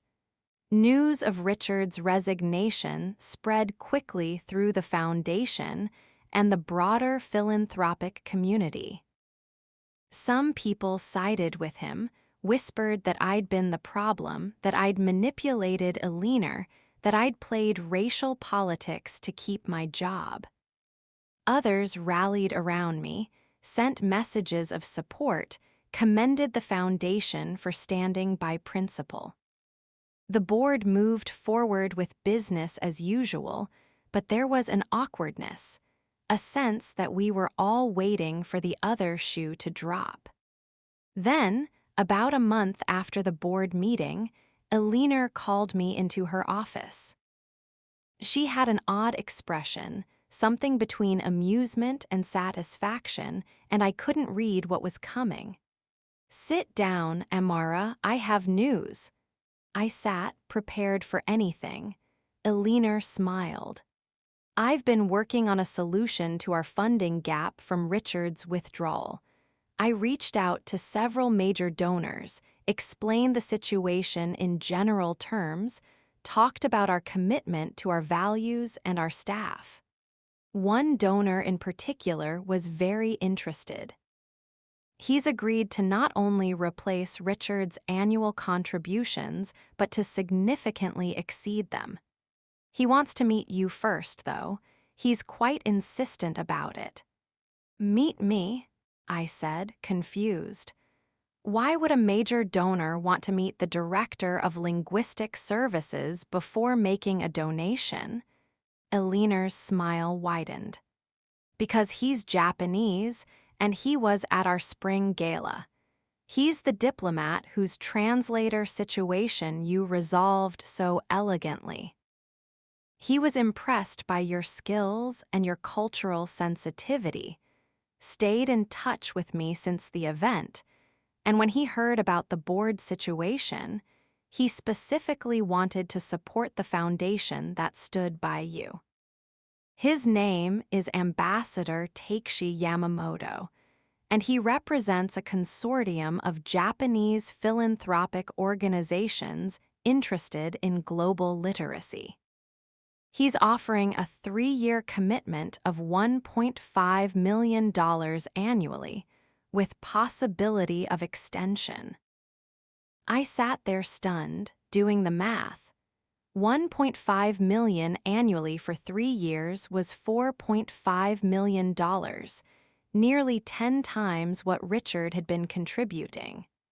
It was transformative funding that would allow the foundation to expand programs dramatically. And it was happening because I'd done my job well, because I demonstrated cultural competence and linguistic skill, because I'd treated someone with respect and professionalism. The irony was almost too perfect. He wants to meet me, I repeated, still processing. Elinor nodded. Dinner tomorrow night at his hotel. He's in New York for UN meetings this week. I'll come with you, of course, to discuss programmatic details. But he specifically requested time to talk with you about your background and your approach to cultural liaison work. I think he sees you as the kind of bridge builder his consortium wants to support. The dinner was at an upscale Japanese restaurant in Midtown, the kind of place where everything was carefully curated and authentic. Ambassador Yamamoto was in his 60s, distinguished and soft-spoken, with impeccable English but clear preference for conducting the conversation in Japanese. We talked for 3 hours, moving seamlessly between Japanese and English, discussing everything from language acquisition to cultural competency to the importance of local voices in international development work. He asked about my background, and I told him the truth. The Bronx, the multilingual neighborhood, the self-taught journey, the barriers and breakthroughs.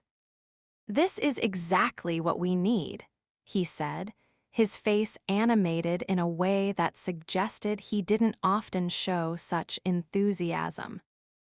Too many international development organizations are led by people who learned languages in classrooms, who understand cultures academically but not experientially. You bring something different, something authentic. Your work with our delegation at the gala demonstrated that. You didn't just translate words, you navigated cultural expectations and power dynamics. That's rare. By the end of the dinner, he'd not only confirmed the funding commitment, but proposed additional collaboration. His consortium wanted to partner with the Whitmore Foundation on a major initiative, a global translation network that would train local translators in underserved communities, creating both language access and employment opportunities. They wanted me to lead the project design. The scope was enormous, the potential impact staggering. I accepted on the spot, knowing this was the opportunity I'd been preparing for my entire life without knowing it. Subscribe to our channel if you're still with me. This story has one more twist, and it's going to bring everything full circle. Drop your name and city in the comments. Let's build this community together. The Translation Network project launched 6 months later, and it became the defining work of my career. Over the next 2 years, we established training programs in 20 countries, certified over 500 local translators, created employment opportunities that lifted entire families out of poverty. I traveled constantly, spending time in communities around the world, learning new languages and cultural contexts, building relationships with local leaders and translators. I added Swahili, Hindi, Amharic, and Tagalog to my repertoire, bringing my total to 13 languages. My mother quit 2 of her 3 jobs, kept just her weekend hair work because she enjoyed it, and moved into a better apartment that I helped her afford. She came to foundation events sometimes, met a leaner and the board, saw her daughter being respected and valued in ways she'd always known I deserved, but feared I'd never receive. Watching her pride and relief was worth more than any salary. Eliner became not just my boss but my mentor and friend, teaching me about leadership and organizational strategy, advocating for my promotions and increased responsibility. Within 3 years of joining the foundation, I was vice president of global programs, overseeing not just linguistic services but all international initiatives. I hired staff, managed multi-million-dollar budgets, represented the foundation at international conferences. I was 26 years old and running programs that affected hundreds of thousands of people around the world. I didn't hear from Richard for almost 2 years. Then, in the spring when I was 25, I got an unexpected email. The subject line was simple: "I owe you an apology." I almost deleted it without reading, assumed it was spam or some cruel joke. But curiosity won out. The email read, "Amara, I know I'm probably the last person you want to hear from, but I needed to reach out. Over the past 2 years, I've done a lot of reflection on my behavior and my attitudes. I've been in therapy, working on understanding why I felt so threatened by your competence and so invested in diminishing your achievements. My therapist helped me see that my reaction to you was rooted in my own insecurity and unearned privilege. I grew up with everything handed to me, never had to prove myself, never had to overcome real obstacles. When I encountered someone who'd achieved so much through actual merit and effort, it threatened my entire identity. That doesn't excuse how I treated you. What I said and did was racist, sexist, and abusive. I used my power to try to destroy your career because you had the audacity to be competent and not defer to me. I'm genuinely sorry for all of it. I don't expect forgiveness, and I don't expect you to respond to this email. But I wanted you to know that I've been following your work from a distance, seen the incredible impact you've had at the foundation and in the communities you serve, and I'm genuinely in awe. You were right that night at the gala. Everything I achieved was handed to me. Everything you've achieved, you fought for. That matters. You matter. I'm sorry it took me so long to see it. Best, Richard. I read the email 3 times, trying to determine if it was sincere or some new manipulation. Finally, I decided it didn't matter. Whether Richard had genuinely grown or was just performing growth, his apology didn't change anything about my worth or my trajectory. I wrote a brief response. "Richard, I appreciate you taking the time to reflect and apologize. I hope you continue to grow and use your privilege more responsibly in the future. Amara." I didn't offer forgiveness or reconciliation, just acknowledgement. That felt right. The real full circle moment came a year later, when I was invited to give a keynote speech at a conference on language and international development. The conference was in New York, at the same hotel where I'd worked my first high-profile interpreting event years before, where I'd been invisible and unacknowledged. Now I was the featured speaker, my biography in the program listing all 13 languages, all my accomplishments, the programs I'd built and communities I'd served. I stood at the podium looking out at an audience of hundreds of linguists, development professionals, diplomats, and philanthropists, all gathered to hear what I had to say.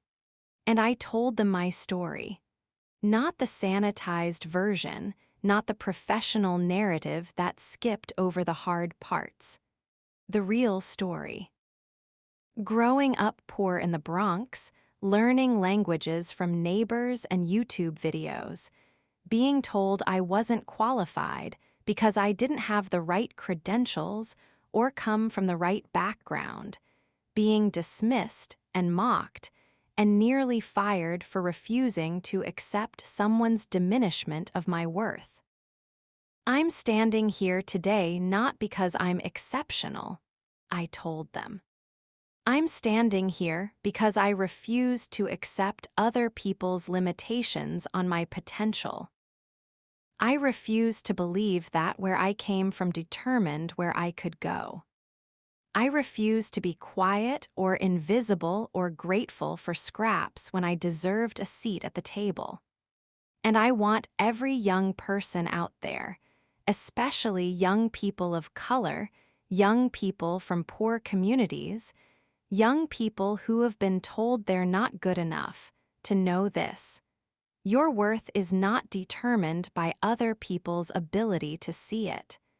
Your potential is not limited by their imagination.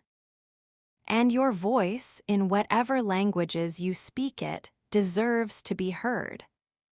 The standing ovation lasted for minutes. Afterward, people lined up to talk to me, to share their own stories of being underestimated and overlooked, to thank me for giving voice to their experiences. Among them was a young black girl, maybe 15, with her mother beside her. The girl was shy but determined, told me she was teaching herself French and Arabic, that her school counselor told her it was impractical, that she should focus on more realistic goals. She asked if I thought she should keep studying languages. I knelt down to her level, looked her in the eyes, and said, "Don't let anyone tell you what's realistic for your life. Don't let anyone make you small to make themselves comfortable. Study those languages, study 10 more if you want, and use them to build bridges and break down barriers and prove that kids from neighborhoods like ours can do anything. You're not impractical. You're brilliant. Don't forget it." Her mother was crying, thanked me over and over, said I'd given her daughter permission to dream bigger. I gave the girl my card, told her to email me if she ever needed advice or encouragement. She clutched it like it was precious, and I saw myself in her, saw the hunger for validation and possibility, saw the determination that would carry her further than anyone expected. That night, I went home to my apartment in Manhattan, a nice one-bedroom I'd been able to afford after my latest promotion, and I thought about the journey from where I'd started to where I'd ended up. I thought about 8-year-old Amara learning Spanish from Mrs. Rodriguez, about 14-year-old Amara filling notebooks with vocabulary, about 18-year-old Amara being rejected from colleges and told her dreams were impractical. I thought about 23-year-old Amara standing in a ballroom at the plaza being mocked by a millionaire who couldn't fathom that someone like her could be talented and capable. And I thought about 26-year-old Amara, vice president of global programs, fluent in 13 languages, running initiatives that improved lives around the world, invited to speak at international conferences, respected and valued not despite my background but because of it. The journey hadn't been easy or fair, and there were still barriers and biases I encountered regularly. But I'd built something real, something meaningful, something that mattered.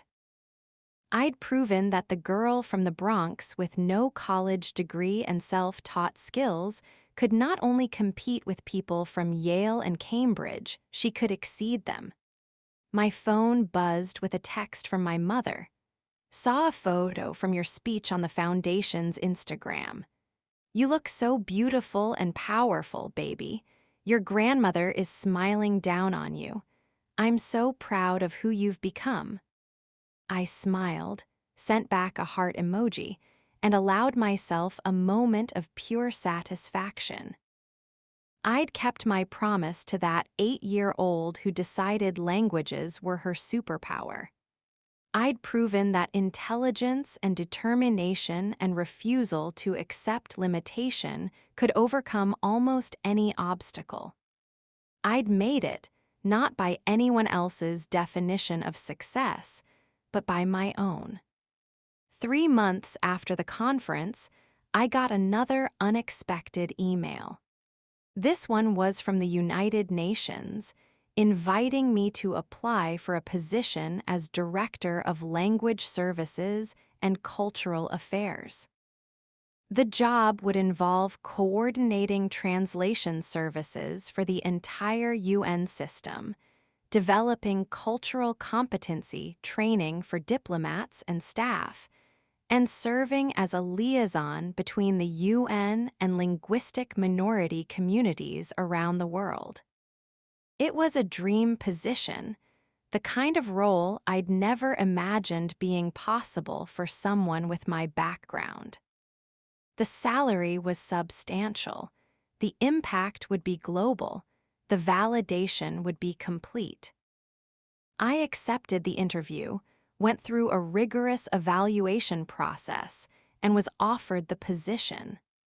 Millionaire was supportive even though it meant losing me from the foundation, told me I'd earned this opportunity and should absolutely take it.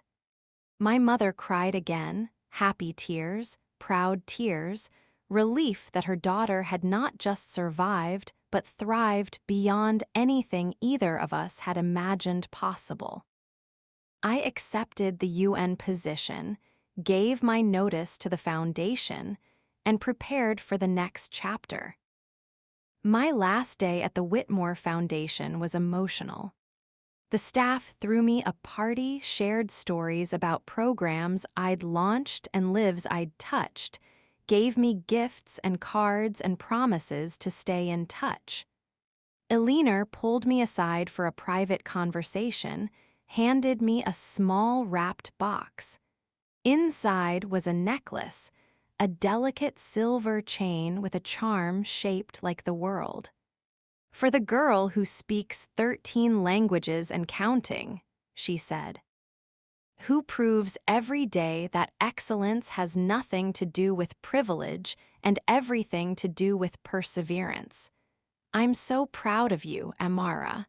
Your grandmother would be too.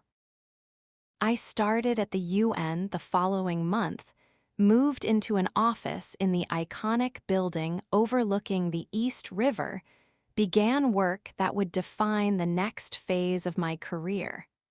But I never forgot where I came from or who I'd been when I started this journey.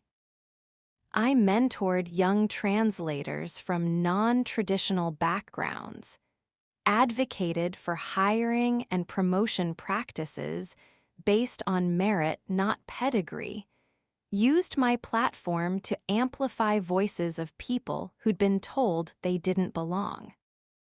And sometimes, when I was in a meeting with ambassadors and diplomats, or giving a presentation to UN leadership, or coordinating linguistic services for a major international summit, I'd think about Richard Whitmore laughing at me in that ballroom at the plaza, dismissing my claim to speak 9 languages, telling me I'd never be more than service staff working for tips. I'd think about how wrong he'd been, how limited his imagination, how small his world. And I'd smile, grateful that I'd never accepted his vision of my limitations, never let his prejudice define my possibilities. My name is Amara Johnson. I grew up in the Bronx, learned 13 languages through determination and discipline, and built a career that proves excellence doesn't require privilege. I speak those languages fluently, not despite my background, but because of it, because I grew up in communities where linguistic diversity was survival and connection was power. And to every person who's ever been told they're not good enough, not qualified enough, not from the right background to achieve their dreams, I want you to know this: they're wrong. Spectacularly, completely wrong. Your worth is inherent, not assigned. Your potential is limitless, not predetermined. And your voice, in whatever language you speak it, deserves to be heard, respected, and valued. That millionaire who laughed at me, he was a footnote in my story, a small obstacle overcome on the way to something greater. But I hope somewhere, somehow, he learned the lesson I had to teach him. Never underestimate someone based on where they're from or what they look like. Intelligence, determination, and talent exist in every community, every neighborhood, every zip code. The only question is whether you're wise enough to recognize it when you see it. Thank you for listening to my story. If it resonated with you, if you've ever been underestimated or dismissed or told you didn't belong, subscribe to our channel and drop a comment with your name and city. Let's build a community of people who refuse to accept other people's limitations, who know our worth regardless of who sees it, who keep learning and growing and proving that excellence comes from effort, not privilege. You belong in every room you enter. Don't let anyone tell you different. Your languages, whatever they are your superpower. Use them to change the world.